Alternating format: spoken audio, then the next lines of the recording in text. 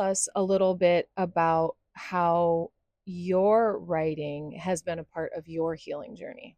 I think one of the biggest things I didn't take into consideration when writing my book was reliving it all. Hi, friends. Abigail here with Jaida. Hello, Jaida. Hello. We're working off one microphone today, so we're going to do our best here. We are here July 21st-ish, and it is 85 degrees and 98% humidity, and we are here cooped up in the van just to talk to you. We got a super synchronistic chance to meet up to plan and talk about two things: the Aspiring Author Summit, that is September 13th, 2025 in Cedar Rapids, Iowa, and also the launch of Jaida's debut book, title TBA. That releases on September 2nd, and you will be able to get that. We will tell you all about that. But today we want to talk a little bit about the book, and we want to talk a little bit about the Author Summit. So I specifically asked Jaida if we could do a little mini interview here because we are hosting the Aspiring Author Summit. Hearts Unleashed House Publishing, which Jaida is our newest member of. Hearts Unleashed House Publishing is going to be putting on the second Aspiring Authors Summit. This is for people who have a book on their heart, probably have a book on their hard drive. I'm looking at some of you who know it's just sitting there collecting dust and have sworn to themselves, I'm going to write a book. People tell me to write a book. I should be writing a book. I'm not writing a book. All those things we tell ourselves and that we swear to do, but either need the assistance, need the education, need the accountability, need the guidance, need the encouragement this event is for. Is there anything you want to add to that or any thoughts as I share what this is about that come up for you? Guidance, support. I think a lot that helped me through writing my book was just knowing you were behind me, supporting me, giving me little pushes every now and then. Little pushes and sometimes big pushes if you need them. The Aspiring Authors Summit is a group of our Hearts Unleashed House authors, some who are publishing their first book. Celebrating that day, we will be having a launch party 6 to 8 p.m. that evening after the summit. Come hang out, mix and mingle, but also focus more on Jaida's book launch and celebrate with her and congratulate her. We will have multiple authors there to get to talk about their content respectively, about their books, about their businesses, about what they teach, but also writing technique, writing style, formatting, launching, marketing. We're going to be answering a lot of those questions, sharing our personal experiences and stories. And one of my favorite things Jade and I were talking about is author panels, having the group of us also there so that you can sort of interview us and ask us the questions that you really have. Because at Hearts Unleashed, we like to facilitate more than preach. And so our conversations are with you, not at you. So if you want to come have real conversations with real authors, really promoting their books, then this would be a great place for you to be. How would you describe who the most ideal person for this event is? I feel like it could be anybody who has ever even just someday I'll tell my story. You don't even necessarily have to be out to write a book to come and get support, but also tell your story. With everybody there, they could give ideas on how you could go about telling your story, even if it isn't necessarily in a direct novel. So much healing that is coming on this panel. Yeah. It's going to be amazing. Such a great answer. Tell us a little bit about how your writing has been a part of your healing journey. I think one of the biggest things I didn't take into consideration when writing my book was reliving it all. Words are so simple to say, but when you're sitting there in front of the computer and you're in the depths of discussing the trauma, reliving it, you relive it all over again as the healed person. And that's a whole new level of, for lack of a better word, crying that I did. Being able to recognize the healing that I've done and how far I've come, and for little things to come to reality. Yeah. I was 14 when I said I was going to write a book if I lived to be an adult. Well, when I made that, I honestly didn't think I'd live to be an adult. Yeah.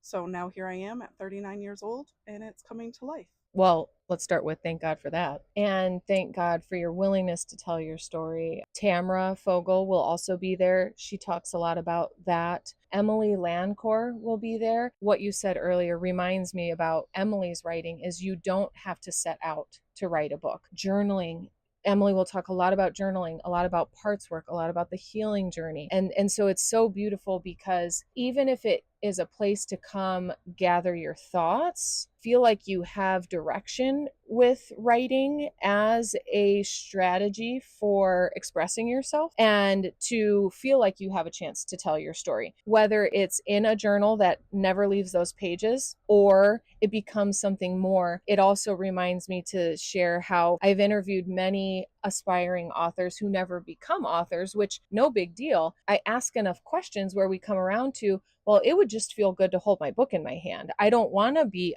some best-selling author, global tours, this, that, and the other. I want to see it.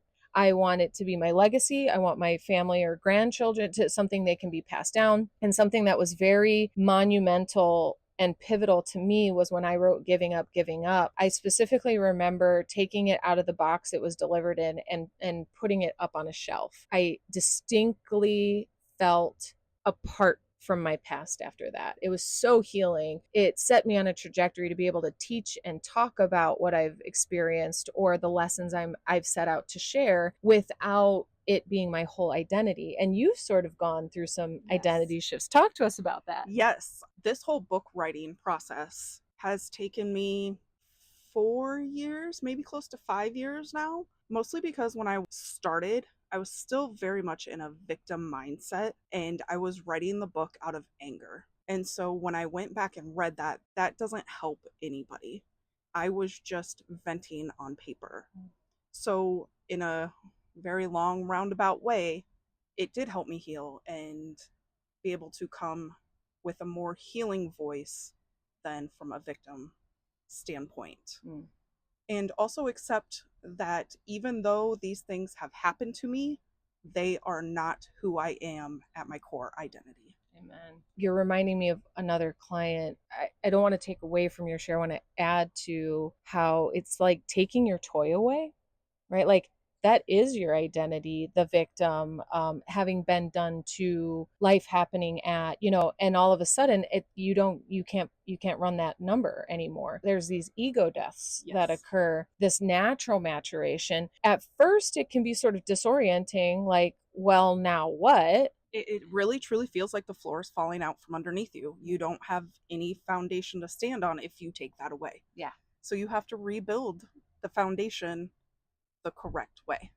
Except then you become the author. Like, that's when everybody realizes, like, oh shit, I really am the author of the story, and how it turns out. How's your story going? It went amazing. It actually, in the writing process, turned into a whole different book than what I had originally set out to write. I talk a lot about this in the Write Your Book in 60 Days course that launches every January. You have a book in you and you have to let it come out of you. The book is written, you are delivering it. And I think you very much experience that. A lot of people think they have to write a book. You don't write a book writes you. And that's kind of what you were alluding to with, like, I saw myself this way and this was my story. But as you tell it, as you relive it, as you cry tears over it, it births you, it moves you through this natural birth canal of transformation that then evolves you. And so letting a book come through to you is very different than,